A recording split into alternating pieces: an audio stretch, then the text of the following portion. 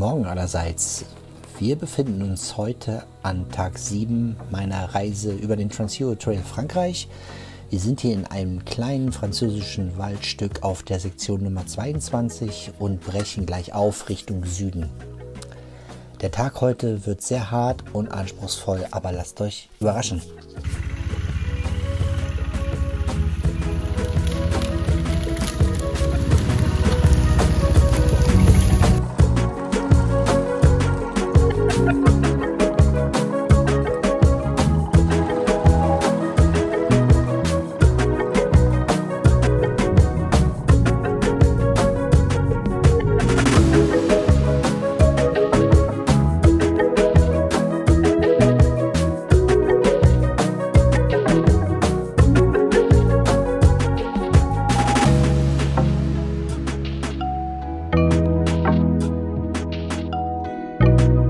So, guten Morgen. Wenn ich es nicht schon gesagt habe, ich bin jetzt von meinem Lagerplatz weg und auf geht's. Es ist 10 Uhr. Bin etwas spät losgekommen heute Morgen, aber im Waldstück ist es immer relativ dunkel. Da denkt man, es ist noch sehr früh. Und ich habe echt bis 8:30 geschlafen und jetzt in aller Ruhe Kaffee getrunken, Zähne geputzt, in Ruhe das Lager abgebaut. Und jetzt bin ich wieder auf der Piste. Ich glaube, es sind ungefähr noch um die 60 Kilometer bis zum Kreuzungspunkt auf die Sektion 26 müsste das sein. Und kurz vorher wollte ich dann nochmal tanken. Ansonsten habe ich noch genug Ausrüstung für die nächste Zeit. Zum Mülleimer muss ich nochmal, um meinen Müllbeutel wegzuschmeißen. Die Temperaturen sind echt klasse heute Morgen. Ich habe jetzt schon mal direkt heute Morgen meine Jacke ausgelassen. Das erste Mal nach den ganzen Tagen. Es fühlt sich sehr angenehm an.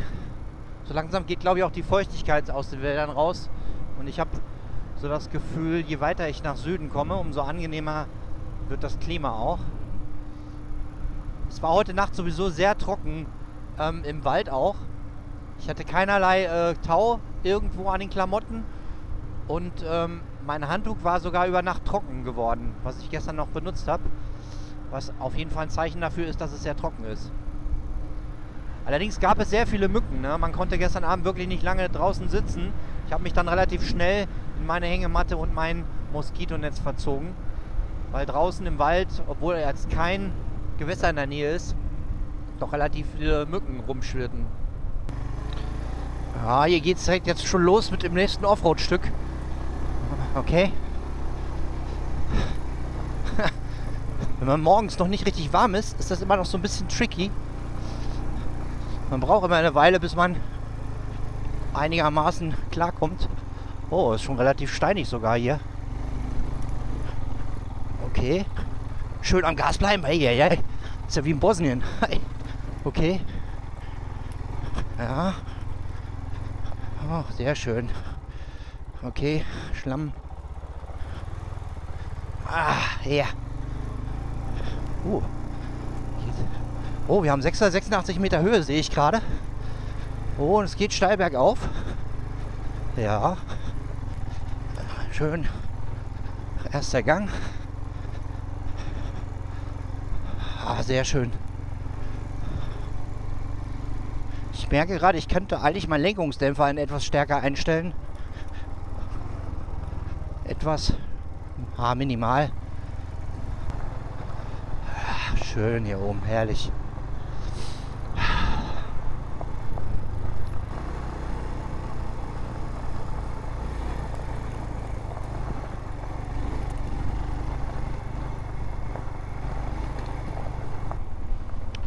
Ist das schön hier oben.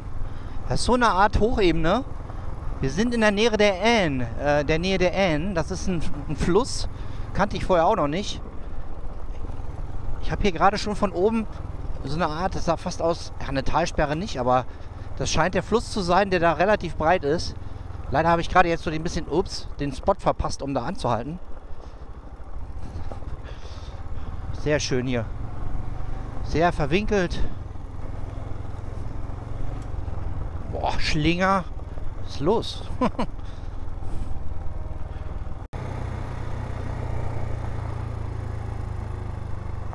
und schon sind wir wieder in einem kleinen, netten Dorf. Sehr schön.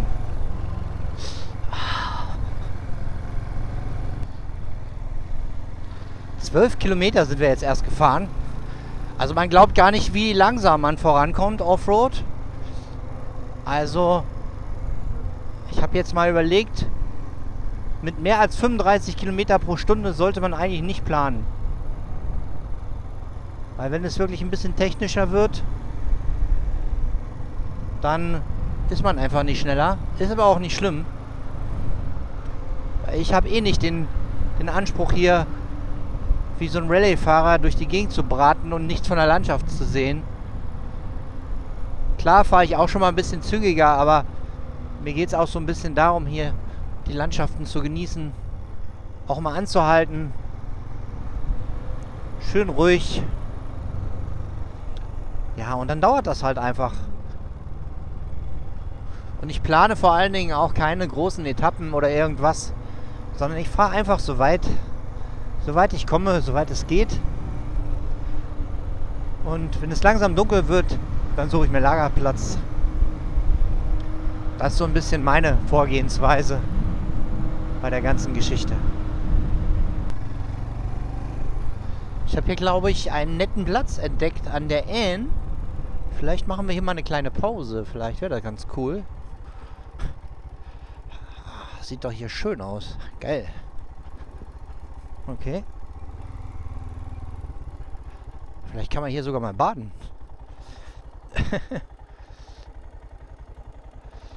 Sehr schön.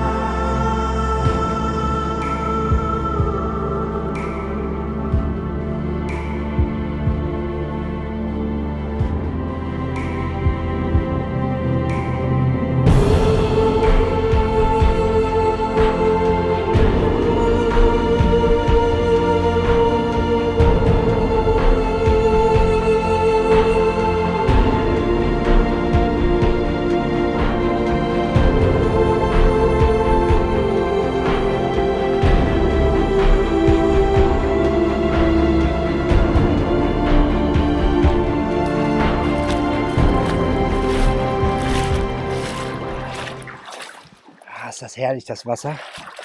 Ist gar nicht mal so kalt, obwohl ich das gedacht habe.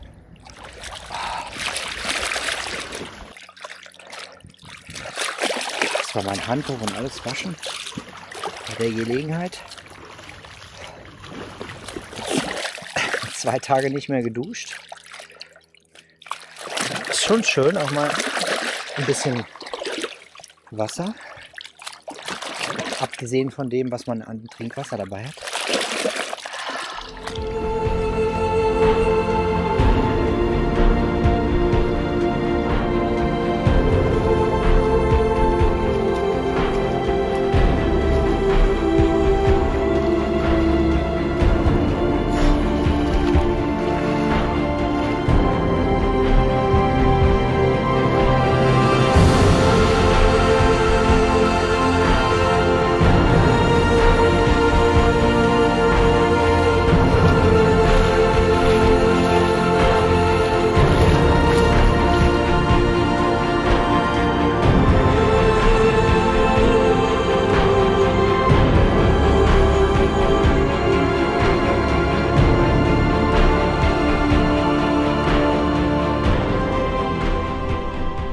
Auf geht's.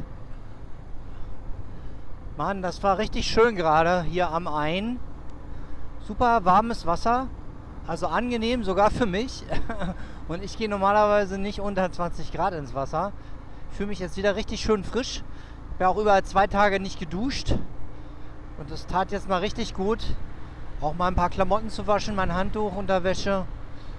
Ja, und alles so ein bisschen angetrocknet. Den Rest habe ich jetzt hier auf meine Packtaschen gepackt, damit die Sachen noch trocknen. Ja, jetzt haben wir, ja, kurz vor 1. Ist schon natürlich schon relativ spät, aber ist ja egal, ich habe ja Zeit. Das macht auf jeden Fall Sinn, hier die Sonne ein bisschen zu genießen. Ich habe mich auch noch eine Stunde in der Sonne ein bisschen vergnügt.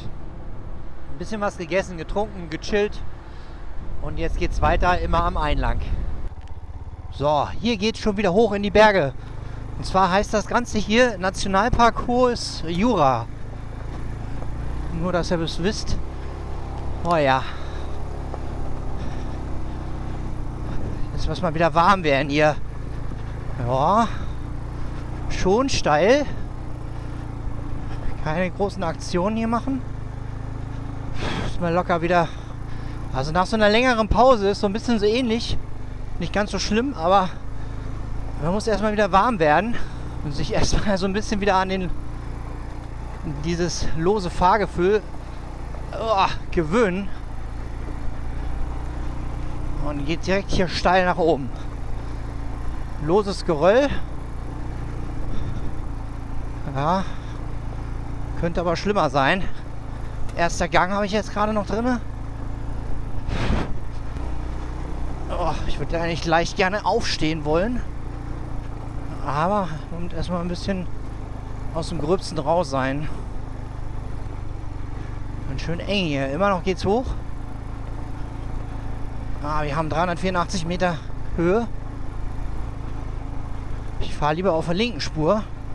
Ich keine Lust habe, rechts den Abhang darunter zu rollen, für den Fall, dass ich umkippe. Kein unnötiges Risiko eingehen, würde ich mal sagen.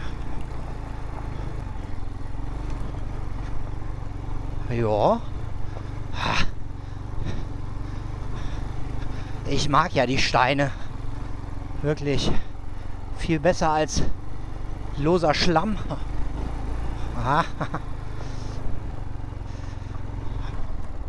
Doch lieber ersten wieder.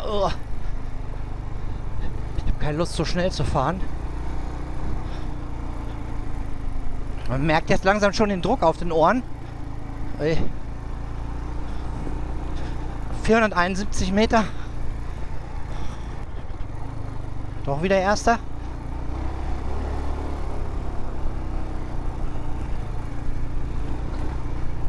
Ja. Und zweiter. 596 Meter hoch. Ich glaube, ich bin fast oben. Jetzt wird es hier ein bisschen offener. Schotter wird wieder etwas feiner. 663 Meter. Ja, geht immer noch hoch. Immer noch bergauf. Mal etwas Asphalt. 700 Meter.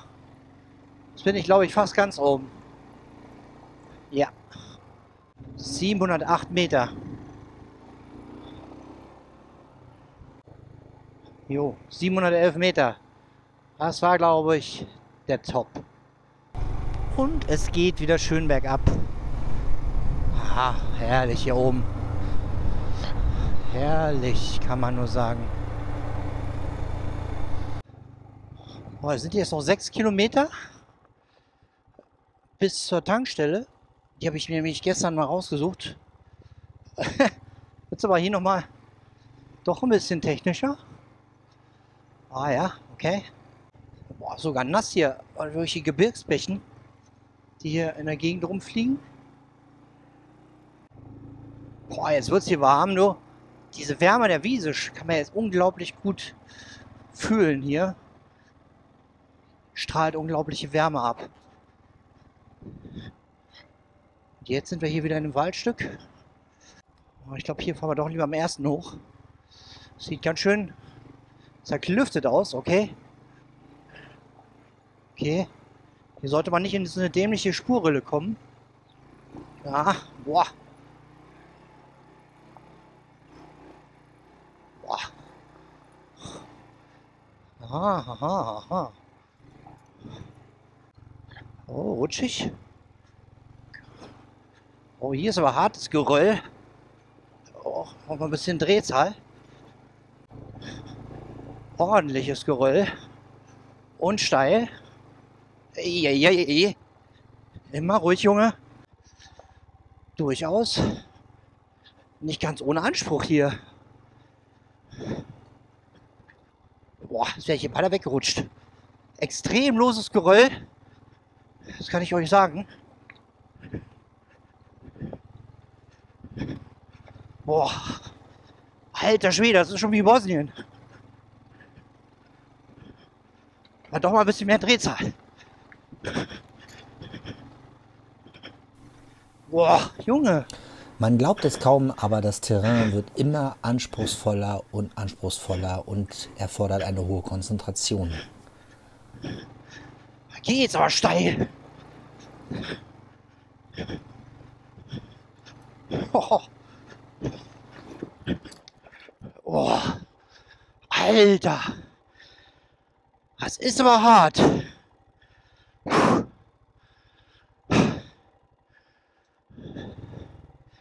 Das ist echt Bosnien. Definitiv.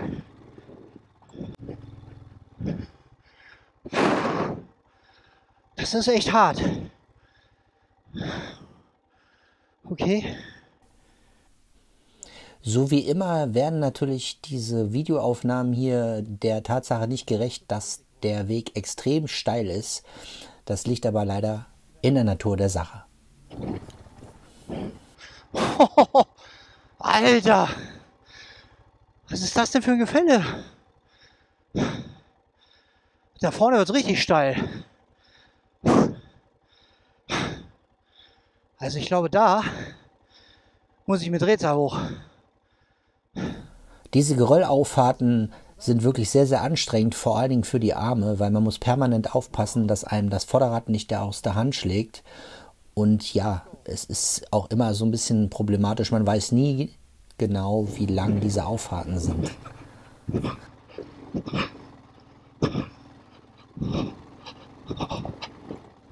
Und Drehzahl. Komm Mädchen, hoch. Hoch mit dir. Meine Fresse. Junge. Alter. Boah, nicht abgestürzt. Boah, nicht abgestorben. Boah.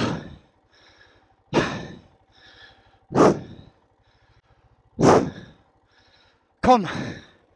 Ich bin fast oben. Auf geht's. Immer ruhig. Scheiße. War klar.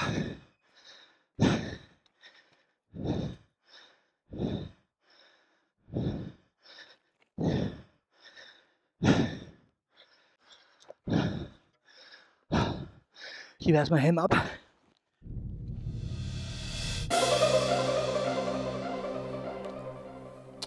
Ja, mein Moped liegt hier leider mit dem Kopf nach unten und so erfordert das zunächst erstmal die Maschine wieder rumzudrehen, weil sonst braucht er das Aufheben gar nicht erst versuchen.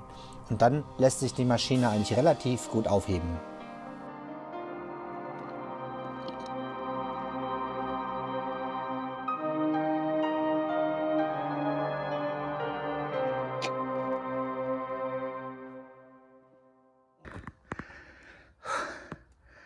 Alter, hätte ich nicht gedacht, dass es auf dem TED Frankreich sowas gibt hier. Extremst Geröll. Ich gucke mal, ob ihr das erkennen könnt hier. Ich schalte mal die Kamera um. Oh. Ja, erkennt man natürlich nicht. Aber wir haben ein absolut enormes Gefälle. Hier richtig lose Steine. Hier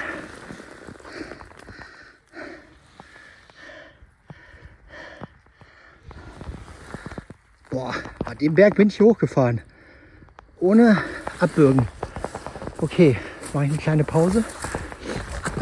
Und dann geht es hier weiter. Erstmal was trinken. Boah, enorm. Jo, weiter geht's, würde ich mal sagen.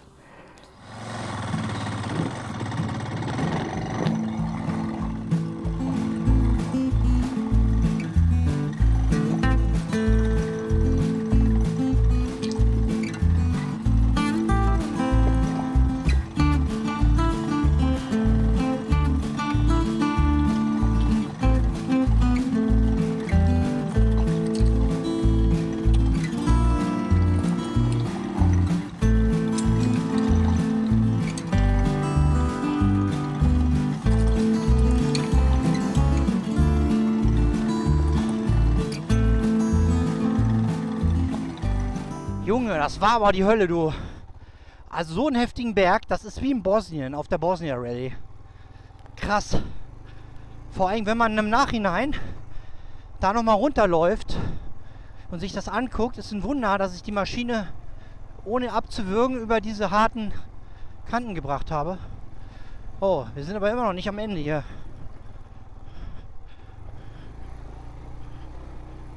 Versuchen wir mal ein bisschen mehr Drehzahl. Ganz so schlimm wie da vorne ist es hier nicht. Ach. Okay. Meine Güte, das ist aber auch heftig. Also das ist schon nicht ohne. Meine Herren. Boah. Das war der Schreck des Tages. Hartes Brot. Und das kurz vor der Tankstelle. Ach, Junge, Junge. Es geht hier noch bergab.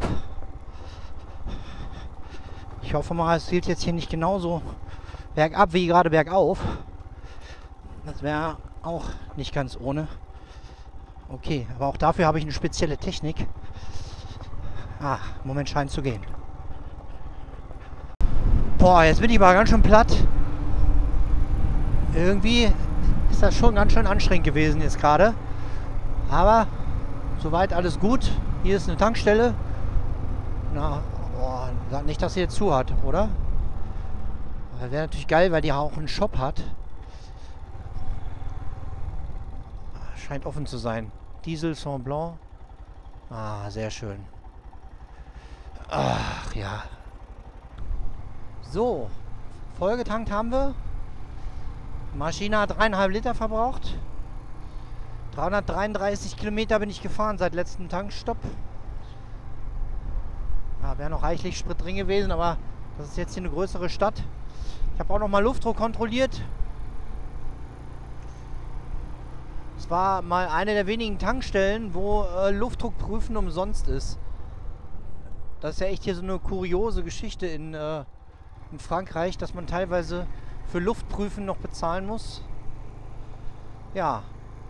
So, jetzt geht's wieder ins Bergland. Boah, ich hoffe mal, dass es nicht wieder so was Hartes ist. Hartes kommt, was wir gerade hatten. Das war nämlich echt ganz schön hart. Puh, irgendwie ein bisschen Entspannung wäre ganz nett. Ah, die Straßen schlängeln sich jetzt richtig schön hoch in die Berge. Jetzt erstmal Asphalt zum Glück. Also es gibt auch die Momente, wo man wirklich froh ist, dass man wieder ein bisschen Asphalt hat.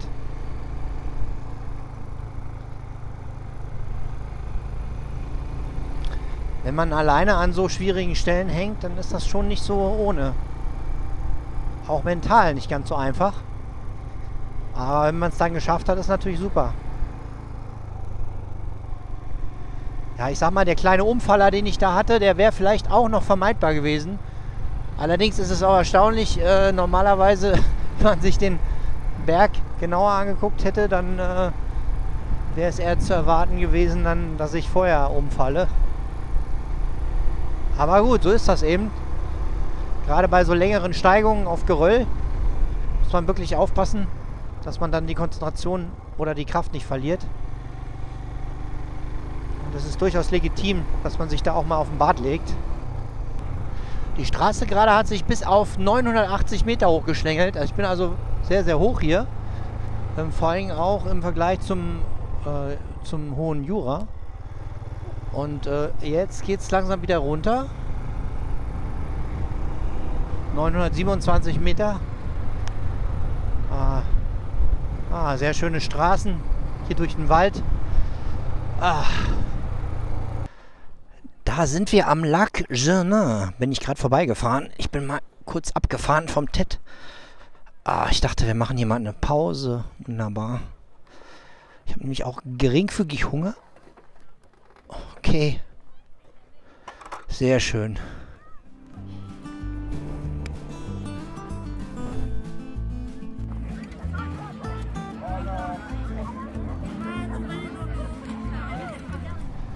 So, kurze Pause am Lac Genin. Kurz was gegessen, was getrunken.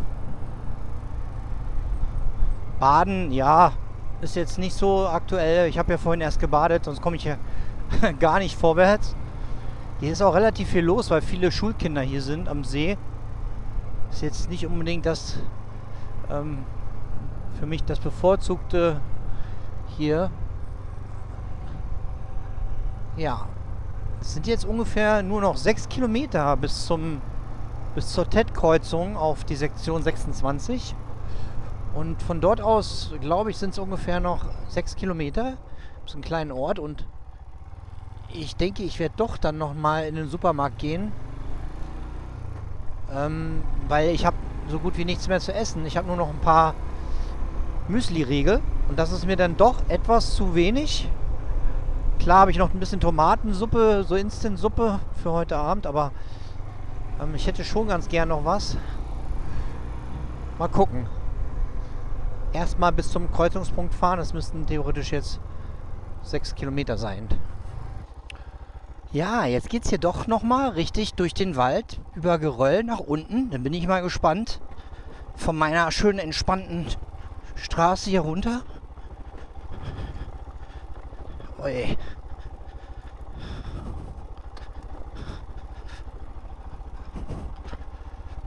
Versuchen wir mal schön langsam. Kein Stress. Nicht viel mehr als Schritttempo.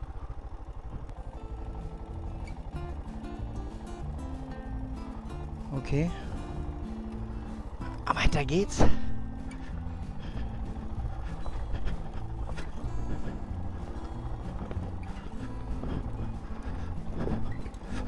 Boah, es ist aber am Springen, ey. Hab ich vielleicht doch zu viel Luftdruck reingemacht? Ich hatte nämlich gerade an der Tankstelle was nachgefüllt. Weil ich das Gefühl hatte, ich habe zu wenig drin.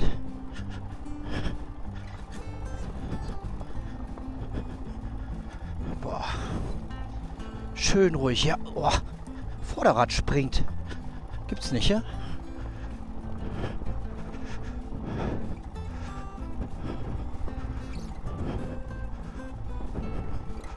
Okay. Gerade Leerlauf drin. Nach so einer Pause ist das immer wieder so eine Sache, ey. Nicht richtig fit. Okay, jetzt ist das Geröll erstmal ein bisschen weg. Es scheint hier nur so ein Querweg zu sein. Gucken, da vorne geht's nach rechts. Oh. Irgendwelche Crosser unterwegs.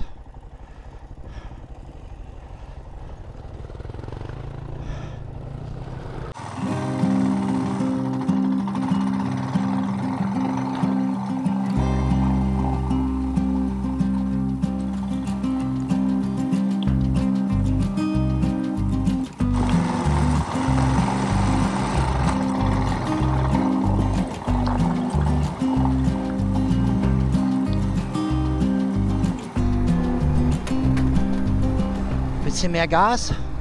Hier geht es wieder bergauf. Okay, wieder erster Gang. Ist mir zu riskant.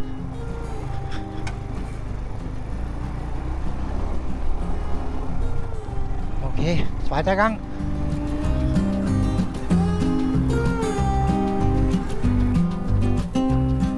Ah ja, hier gibt es wieder Geröll. Okay. Vorwärts.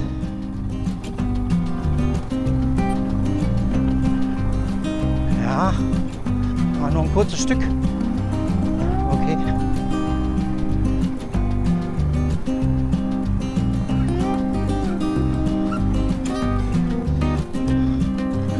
Also hier ist das schon anspruchsvoller, du, meine Güte.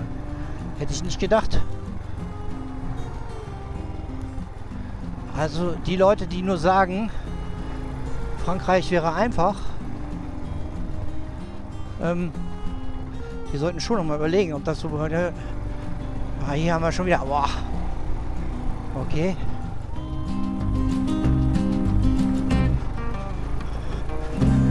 Ich glaube, Erfolgsgeheimnis ist auch weit vorausschauen.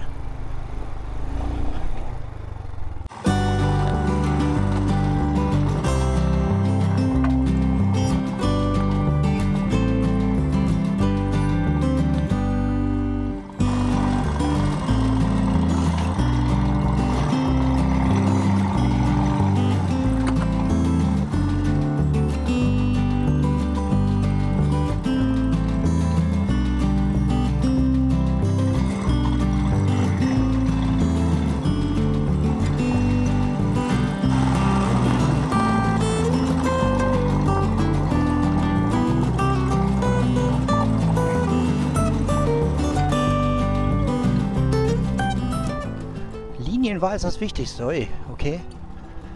Doch lieber wieder erster oder zweiter? Noch erster Gang. Bisschen Motorbremse. Okay.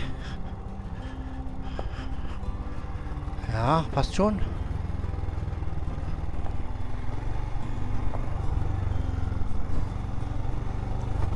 Zweiter Gang. Vorne geht's links. Also die letzten 6 Kilometer bis zum Kreuzungspunkt haben es in sich. Lässt sich trotzdem aber noch gut fahren. Also kein Vergleich zu dieser Geröllauffahrt vorhin. Diese Brocken, diese Geröllbrocken sind so groß, dass die einfach sofort anfangen zu rutschen, wenn man darüber fährt.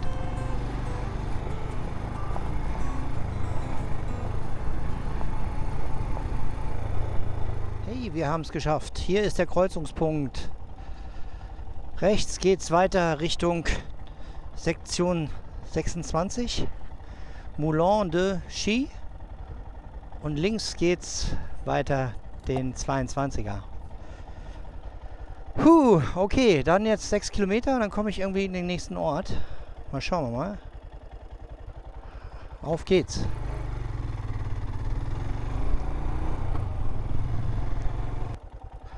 Ja, gerade mal ein paar Meter Asphalt. Jetzt geht es hier schon wieder hoch in die Berge auf der Sektion 26. Mal gucken.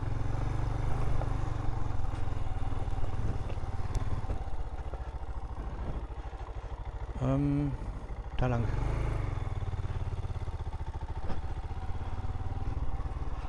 Hier geht's weiter.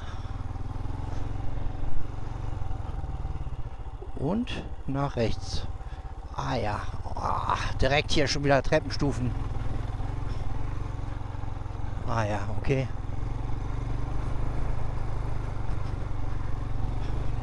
Zum Glück nicht schon wieder so dickes Geröll. Insgesamt muss man sagen, dass die zunehmende Höhenlage durchaus wesentlich anspruchsvoller ist als das Flachland. Trotz der schlammigen Passagen, die wir in den vergangenen Tagen hatten, ist es doch schon um einiges schwieriger, je weiter man hoch in die Berge kommt. Ah.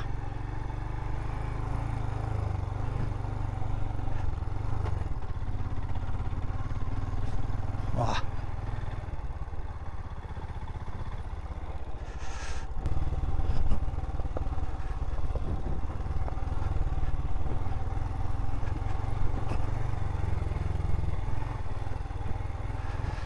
Hier direkt ein Feld. Ah, geht's direkt übers Feld? Okay. Möglich. Schauen wir mal. Wobei, das kann nicht sein. Ich bin hier direkt auf dem Feld. Ich glaube, ich muss da hinten rum. Ah ne, hier unten ist der Weg. Ah, okay. Allerdings.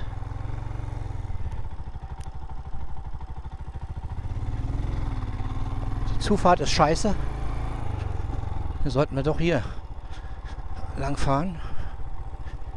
Zugewachsen vom Gras. War nicht auf den ersten Blick zu sehen.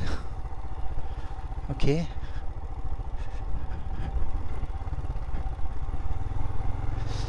Ah, da sind sie wieder, die altbekannten Spuren. Oh. Ah nee. Das war ja so ein Ding, was man aufmachen kann. Okay. Durchschieben.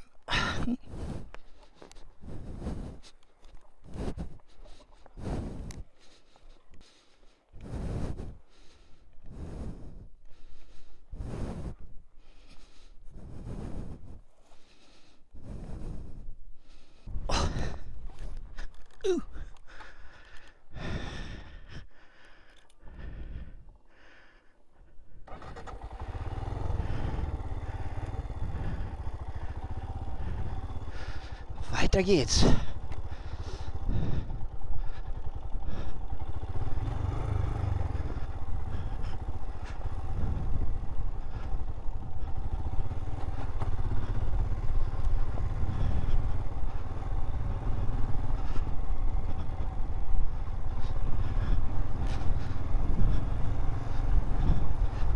Das ist, glaube ich, so eine Weide jetzt hier. Die müsste eigentlich am anderen Ende dann auch zu abgesperrt sein. Mal gucken. Normalerweise. Ah, lässt sich aber hier schön fahren.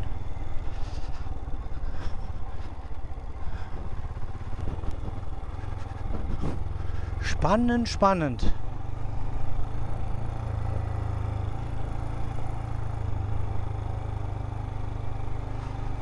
Ah ja.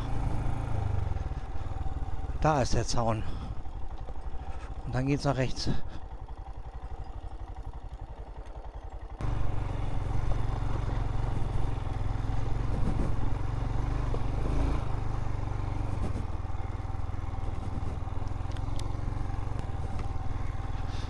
Ah ja, okay. Bisschen mehr Gas.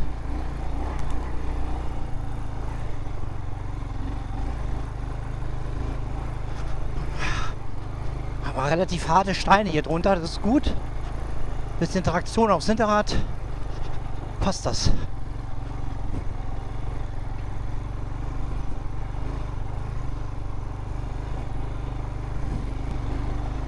Boah, ist das zerfurcht.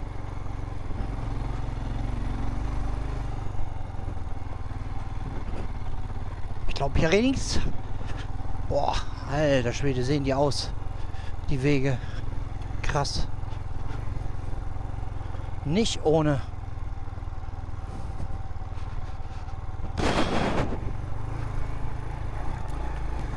Kurz mal einen zweiten versuchen hier. Ja, geht. Ja. Oh, hier wird es wieder ein bisschen schlammig. Hey, okay.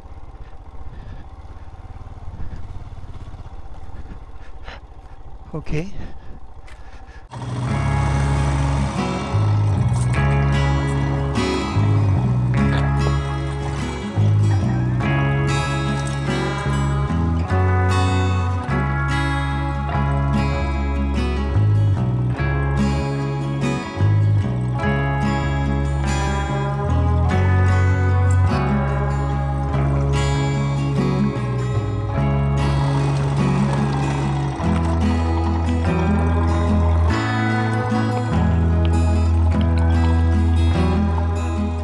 Okay, jetzt die Taktik für ganz steiles Terrain.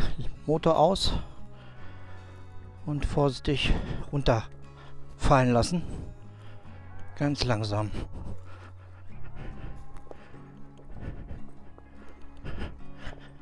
Hier ist richtig geröllig und steinig.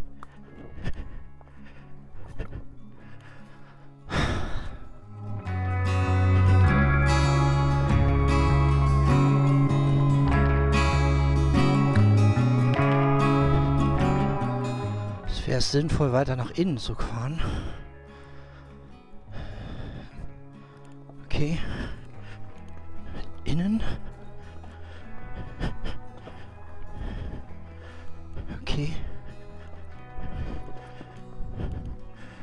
Innen bleiben. Boah. Schön innen bleiben. Mit dem Vorderrad vermeiden über große Steine.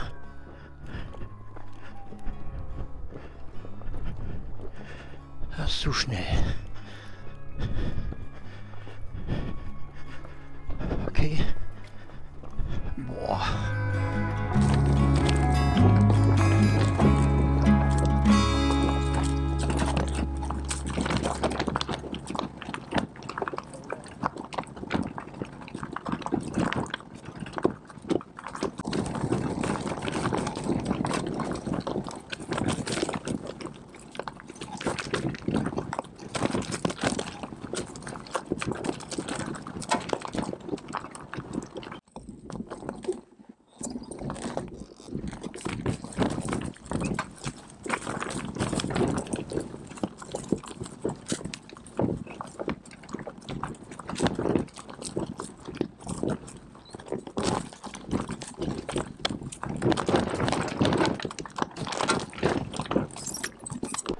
Darf nicht so weit rumkommen.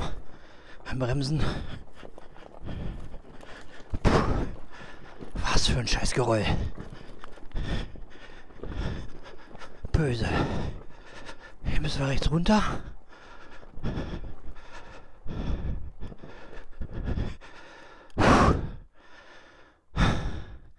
So in der Mitte durch. Oh. Schon wieder fast umgekippt hier.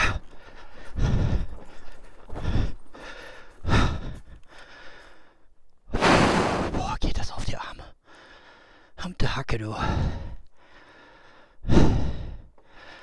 Dafür sind wir hier, oder? Puh. Boah, ich glaube, ich habe es geschafft. Alter Schwede. Kerl. Oh, meine Güte, das ist Clery. Hier wollte ich jetzt eigentlich mal nach dem Supermarkt gucken. Boah. Meine Knochen. War alles ohne Sturz abgegangen. Boah, das Geröll, das ist schon echt hart.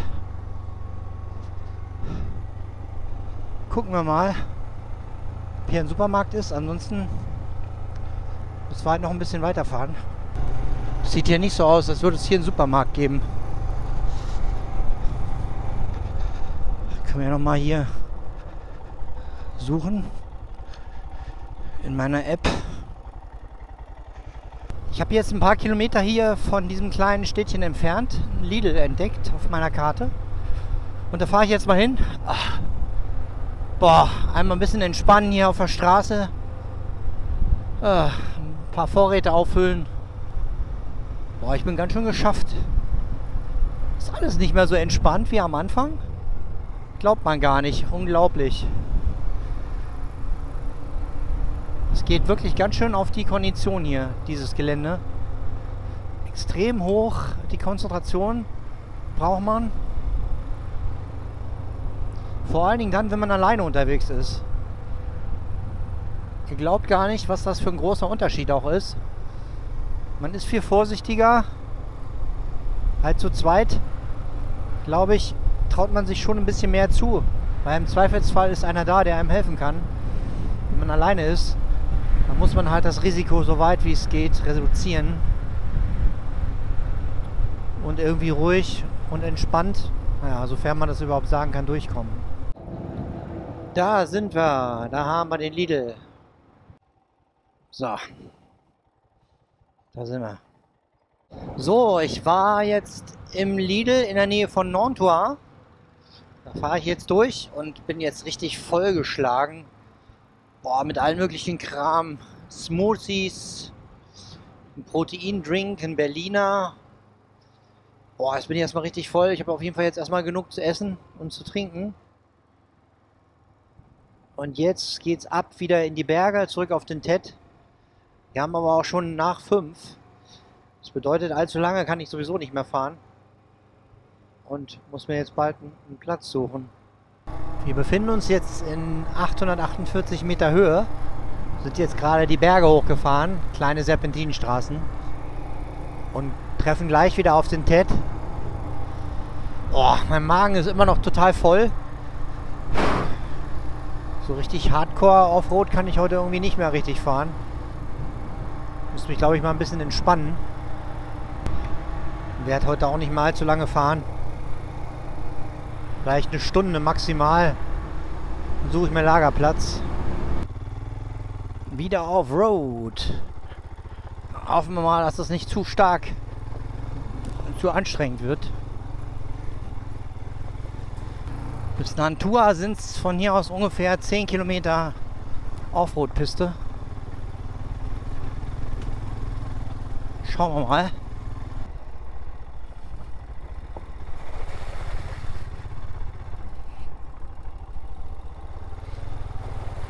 Oh, fahren wir lieber mitten durch. Besser. Mitten durch, statt nur dabei. Okay. Boah, stark, zerfurchte Wege. Unfassbar, ne? Hammer. Oh ja. Ordentlich zerfurcht. Ja, besser so als der ganzen Geröllscheiß. Oh. Okay. Hui.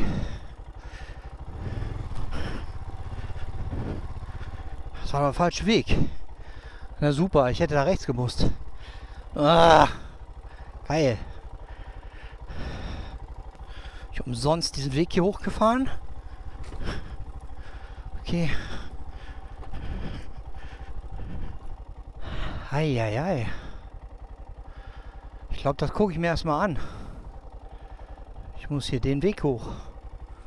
Oh, ich gucke mir jetzt erstmal hier die Route an. Ich muss doch tatsächlich wahrscheinlich hier drüben hin. Kacke, du. Ist ja jetzt völlig zerstört, der Weg hier.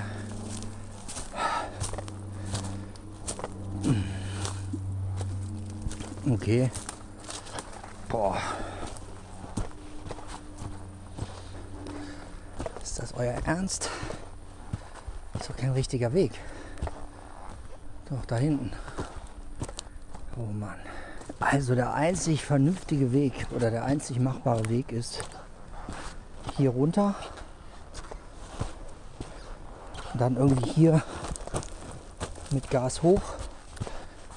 Und dann hier durch. Weil hier geht nichts. Boah, ich schwitze wie ein Schwein. Okay. Linie habe ich mir ausgesucht.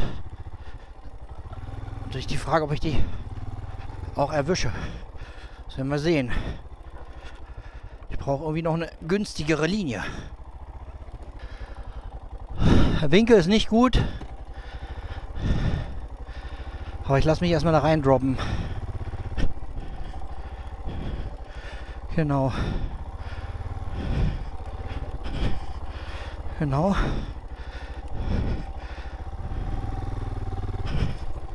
Genau.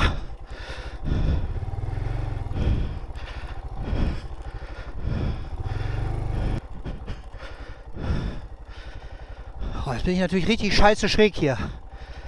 Keine Ahnung, ob es das schafft, ohne abzurutschen. Mal gucken.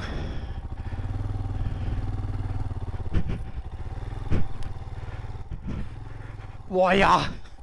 Alter Schwede. Oh. Meine Nerven sind blank. Junge.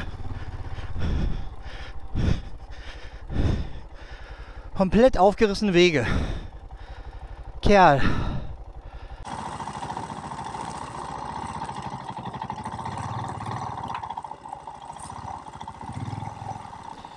Dummerweise habe ich mir jetzt hier die ganze Mühe gemacht, hier in diesen Trail reinzufahren, um dann festzustellen, dass es sich um eine Sackgasse handelt und ich ohnehin auf dem falschen Weg unterwegs bin. Naja, nützt ja nichts. Also umdrehen, würde ich mal sagen. Boah. Ich bin jetzt den Weg, wo ich jetzt wieder umgedreht bin, ist doch der richtige. Ich bin jetzt mit viel Mühe über diesen Graben da gefahren.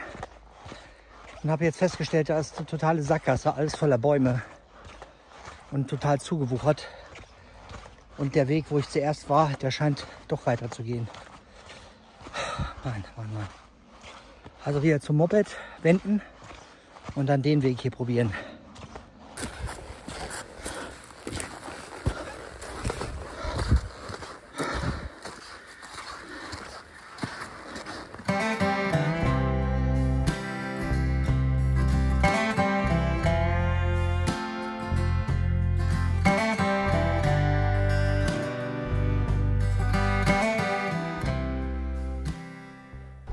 Boah, bin ich geschlaucht. Okay, immer ruhig. Und entspannt. Sofern das wirklich möglich ist. Ich habe hier oben lang gefahren. Das war irgendwie besser. So, jetzt da runter und dann über diese Kuppe. Okay. Hier sind wir schon mal. Jetzt hier rüber. Okay. Boah, okay. Jetzt einmal hier rum. Boah, Junge. Hier werde ich wahrscheinlich reinrutschen. Aber ist nicht schlimm. Okay. Es geht schon. Passt. Und hoch jetzt. Boah, Junge, Alter. Was für eine Übung am Abend. So, jetzt hoffen wir mal, dass wir da oben jetzt weiterkommen. Hier über die Stufen. Und weiter geht's. Komm. Also die TED-Linie ist definitiv falsch, wo die lang geht. Jo. Aber mit Glück bin ich hier wieder richtig dabei. Ist auf jeden Fall nicht die Linie, wo der TED eingezeichnet ist, oder? Das GPS-Signal lag total daneben, als er das aufgezeichnet hat. Boah. Hat die Frage, ob der das auch wirklich ist. Ja, boah. Boah. Alter. Boah. Wow. Leck mich doch. Oh. Kerl. Puh. Jede 5 Kilometer ist hier ein Abenteuer, du. Meine Güte.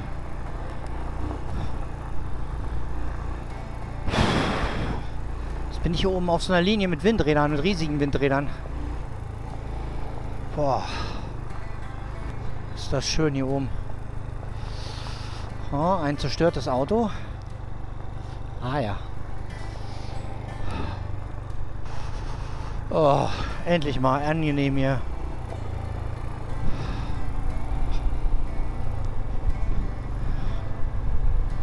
Es geht bestimmt wieder runter nach Nantua, wo ich gerade schon mal war. Aber ich musste ja unbedingt in die Berge zurück und in den TED fahren, ja. Man hätte das auch abkürzen können, aber das ist ja nicht Sinn der Sache. Ja, und wer glaubt es denn? Hier geht es schon wieder rein im Wald. Okay, schauen wir mal, wie es hier aussieht.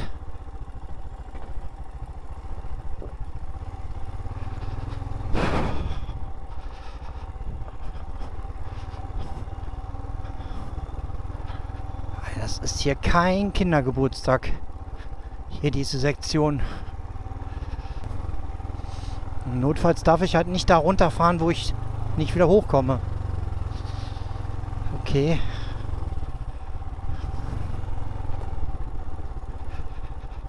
Okay. Geht's aber auch noch steil runter. Ist aber noch nicht so steil, dass ich meinen Motor ausschalten wollte. Können wir noch im ersten Gang. Eine Motorbremse ist hier zu schwach. Lieber leicht auf der Bremse hier runter. Geht noch. Ja, passt. Ich glaube, hier mache ich mal den Motor aus und lass mich hier runterfallen. Macht mich der Motor nur nervös.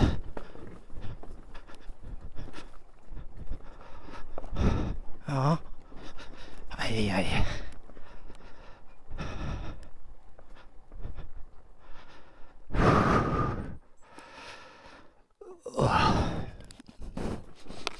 Okay, komm.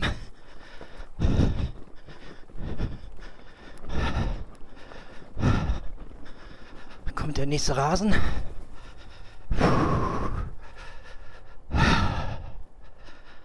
Okay.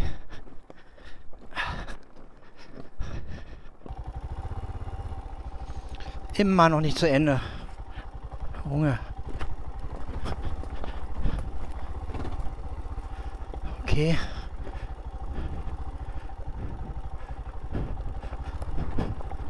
Immer stabilisieren mit der Hinterradbremse.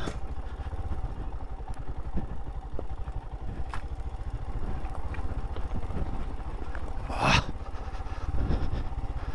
Etwas Motorbremse. Okay. Kurz entspannen. Seiten wechseln. Okay. Immer ruhig. Immer ruhig. Irgendwann ist das auch zu Ende. Schön runter. Tiggeln. Okay.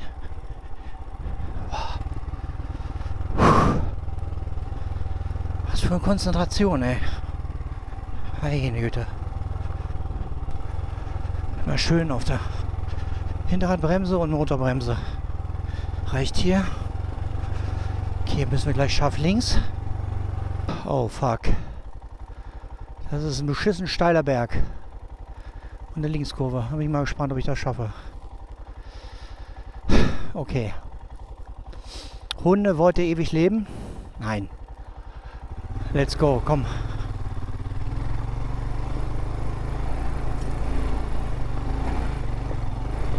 Komm, komm, komm, komm.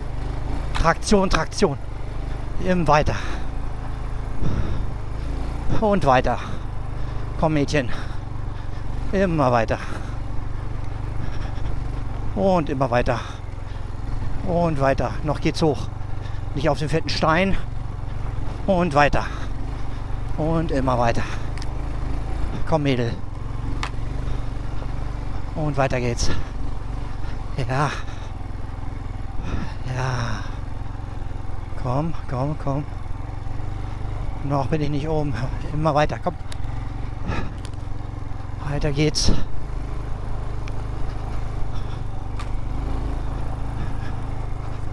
Schön weiter.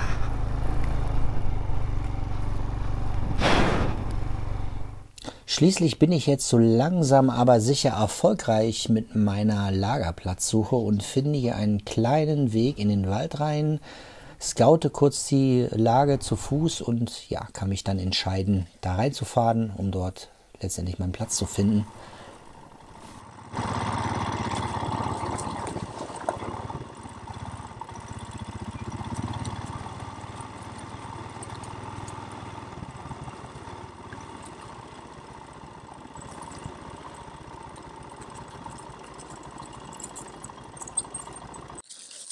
Oh, so. Das war's für heute. Lagerplatz erreicht.